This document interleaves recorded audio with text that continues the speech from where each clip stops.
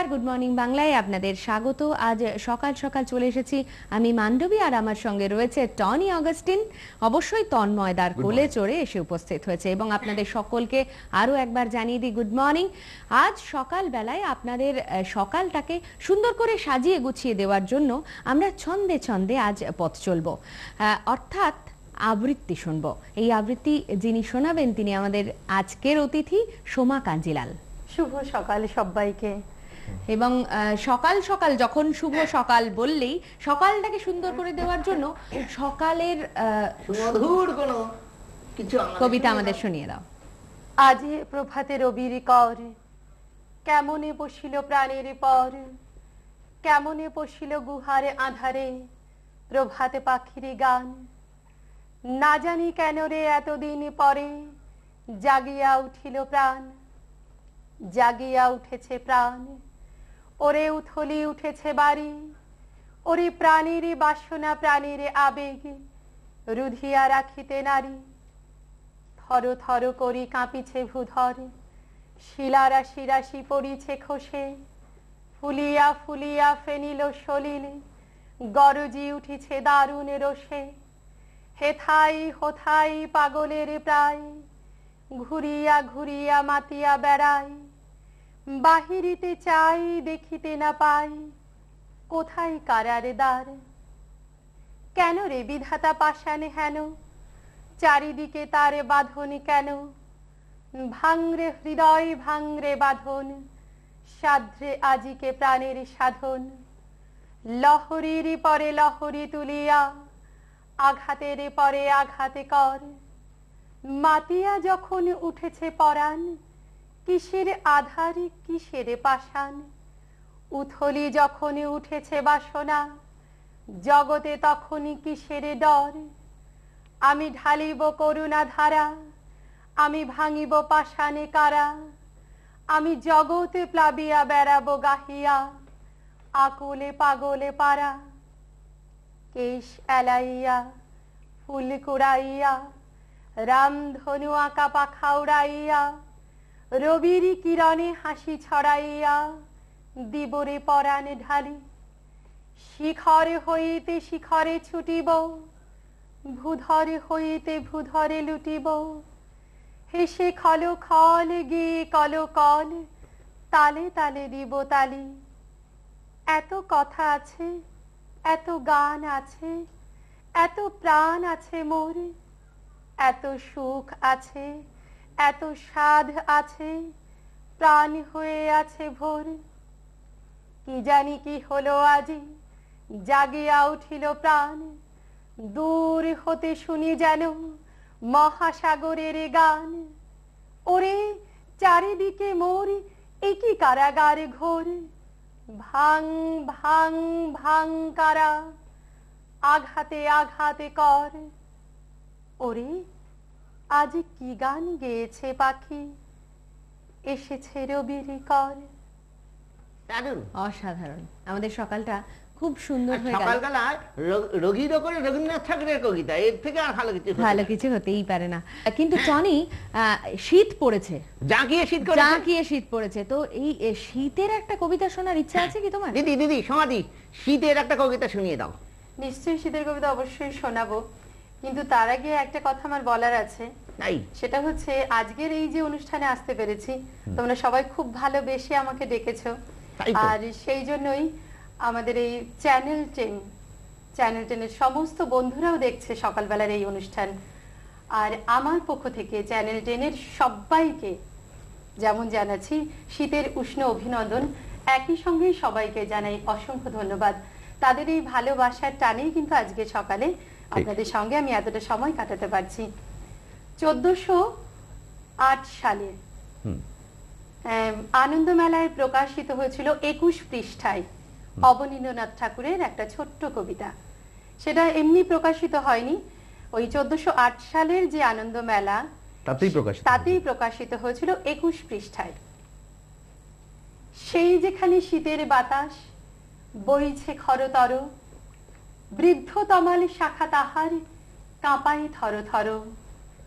সেইখানেতে বনের তলায় সন্ধ্যা আসে নামি, ফুরাই বেলা সূর্য ডোবে, স্বপন দেখি আমি নীল আকাশের সেই ওপারে আলোক সাগর দোলে, সোনাই গড়া মায়াপুরীর উপবনের কোলে।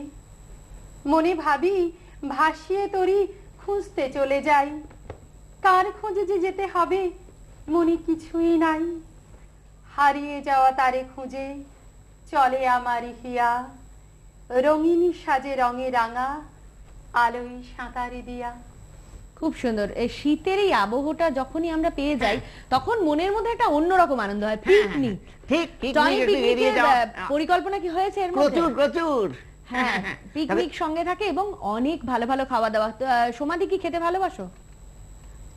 খেতে একটু। ভালোবাসি, খুব সেরকম নয়। কিন্তু আমি একটা পিকনিকে গেছিলাম জানো তো, সেখানে লেখা ছিল যে চাইনিজ খাদ্য। তো ওখানে পিকনিকে চাইনিজ খাদ্য? শোনো না, পিকনিকে চাইনিজ খাদ্য গুলো 50 টাকা করে দিতে হবে। আমি গেছি, আরে কাকা দুপুর বেলা দেখি সবাই টিফিন বাক্সে রেড করে খাচ্ছে। হ্যাঁ, সে কি পিকনিকে? তাই বললাম আমার খাবার দেখে না, বললো হয়তো লেখা আছে তো চাই নিজ খাদ্য। আমি খেয়েছি চাইনিজ খাদ্য। আচ্ছা, চাই আচ্ছা। নিজ খাদ্য। খুব এমনি ভালো ধরো system। শীতে বেশ পিকনিকে গিয়ে হইচই যে আনন্দটা হয় সেটা ভীষণ ভালো লাগে। হ্যাঁ, আর সকালবেলা একটা কমলা লেবু দেয়, সেটাও খুব ভালো লাগে। খুবই তার সাথে ভালো লাগে। জয়নগরের গোয়া। আচ্ছা, একদম নলেন গুড়ের সন্দেশটাও কিন্তু দেয় কেউ কেউ। ঠিকই বলেছে, কারণ শীত মানেই নলেন গুড়। হ্যাঁ, শীত মানে যে কত কিছু তা আমরা ব্যাখ্যা করতে পারবো না। শীত শীত মানে মানে ভীষণ সোয়েটার। রং, কারণ আমরা হ্যাঁ। খুব ভালো ভালো রঙের জামা রঙের, কাপড় হ্যাঁ। পরি, কারণ গরমকালে আমরা চাই ভীষণ গরম তো ভীষণ হালকা রং পরতে, শীতকালে অনেক বেশি কিছু পাওয়া যায়। কিন্তু এই যে শীত তোমার তো ভালো লাগে, কিন্তু এই যে টনিকে দেখতে পাচ্ছ, কোনো ছড়া মনে পড়ছে কি? হ্যাঁ, হ্যাঁ, হ্যাঁ। একটা ছড়া শুনিয়ে দাও না। আমি যদি হই ফুল হই ছুটি বুলবুলে হাঁস, মৌমাছি হই এক রাস, তবে আমি উড়ে যাই বাড়ি ছেড়ে দূরে যাই, ছেড়ে যাই ধারাপাতে দুপুরের ভূগোলের ক্লাস, তবে আমি টুপ টুপ নীল নদে দেই ডুব রোজ, পায় না আমার কেউ খোঁজ, হোক আমার এলো চুল তবু আমি হই ফুল লাল, ভরে দিই ডালিমের ডাল, ঘড়িতে দুপুরে বাজে বাবা ডুবে যান কাজে, ঘড়িতে দুপুরে বাজে বাবা ডুবে যান কাজে, তবু আর ফুরোয় না আমার সকাল। বাহ বাহ বাহ বাহ বাহ। এবং সেই সকালের মধ্যেই কিন্তু আমরা রয়েছি। টনির কেমন লাগলো কবিতাটা? দারুণ দারুণ। শুনুন। আমাকে নিয়ে একটু করেছে তো। হ্যাঁ, আর ইতিহাস উদ্দেশ্য। ভূগোল এগুলো সমস্ত একেবারে বন্ধ হয়ে, বই না। খাতা বন্ধ করে পুরো শীতকাল জুড়ে শুধু পিকনিকের আনন্দে গা ভাসালে কি হবে? না না না, অবশ্যই নয়। আমরা ইতিহাস বই খুলবো তো, তার জন্য আমাদের সকালের অনুষ্ঠান আছেই। হ্যাঁ, ইতিহাস খুলবো, তা তো ইতিহাস বই দেখবো। ইতিহাস বই দেখবই, আর ইতিহাস বই যখন দেখবো তারপরে একটা বিরতিও আমাদের নিতে হ্যাঁ, হবে। ছোট্ট করে ব্রেক। হ্যাঁ, বিরতিটা নিয়ে আমরা এক্ষুনি ফিরে আসছি। আমরা আরো অনেক অনেক কবিতা শুনবো সোমাদির কাছ থেকে।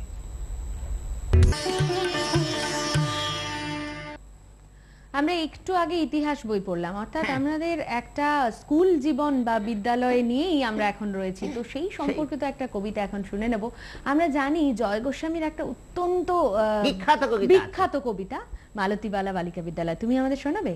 নিশ্চয়ই শোনাবো। বেনি মাধব, বেনি মাধব, তোমার বাড়ি যাব। বেনি মাধব, তুমি কি আর আমার কথা ভাবো? বেনি মাধব, মোহনে বাঁশি তমাল তরুমূলে বাজিয়েছিলে। আমি তখন মালতী স্কুলে ডেস্কে বসে অঙ্ক করি। ছোট্ট ক্লাস ঘর, বাইরে দিদিমণির পাশে দিদিমণির বর। আমি তখন নবম শ্রেণী, আমি তখন শাড়ি। আলাপ হলে বেনি মাধব সুলেখাদের বাড়ি। বেনি মাধব, বেনি মাধব, লেখাপড়ায় ভালো। শহর থেকে বেড়াতে এলে আমার রং কালো। তোমায় দেখে এক দৌড়ে পালিয়ে গেছি ঘরে। বেনি মাধব, আমার বাবা দোকানে কাজ করে। কুঞ্জে অলি গুঞ্জে তবু ফুটেছে মঞ্জরি। সন্ধেবেলা পড়তে বসে অঙ্কে ভুল করি। আমি তখন নবম শ্রেণী, আমি তখন 16। ব্রিজের ধারে বেনি মাধব লুকিয়ে দেখা হলো। বেনি মাধব, বেনি মাধব, এতদিনের পরে সত্যি বলো, সেসব কথা এখনো মনে পড়ে?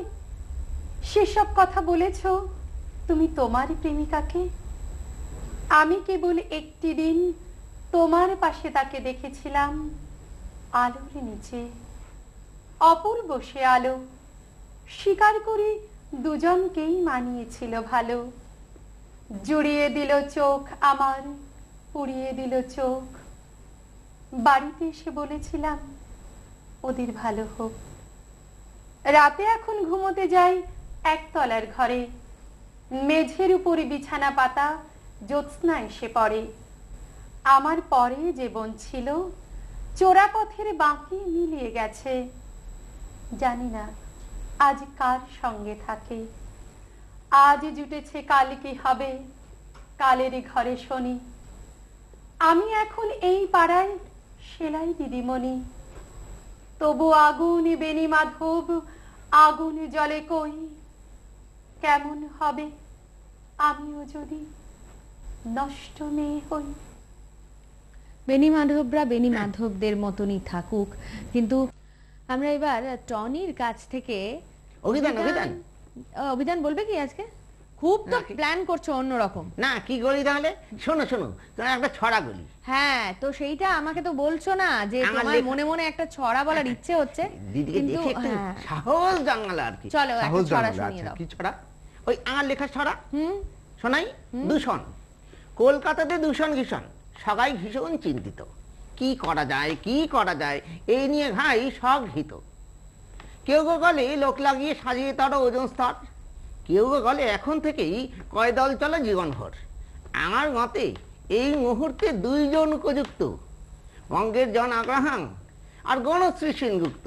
বাহ, তারাই তো ভাই কাজ করবে একযোগে, তা অকল্প।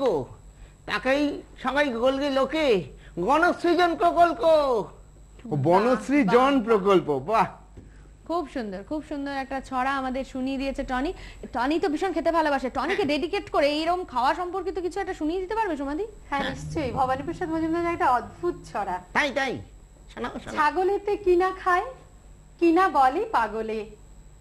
গতবার শীতকালে আমাদের ছাগলে ভুল করে ফুল ভেবে এক গোলা উলকে গপ করে গিলে ফেলে মরে পেট চুলকে।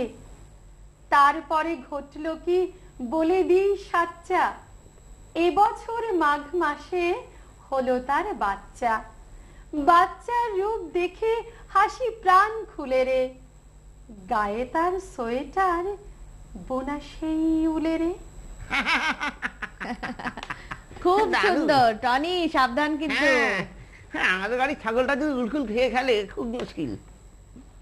এর হাতে একদম সময় নেই, অর্থাৎ আজ আমাদের যেতেই হবে। কাল একদম ঠিক সময় আবার আপনাদের কাছে চলে আসব, কিন্তু আজ যেতে যেতে আমরা সমাধির একটা সুন্দর কবিতা শুনতে শুনতে ছন্দে ছন্দে সারা দিন কাটাবো।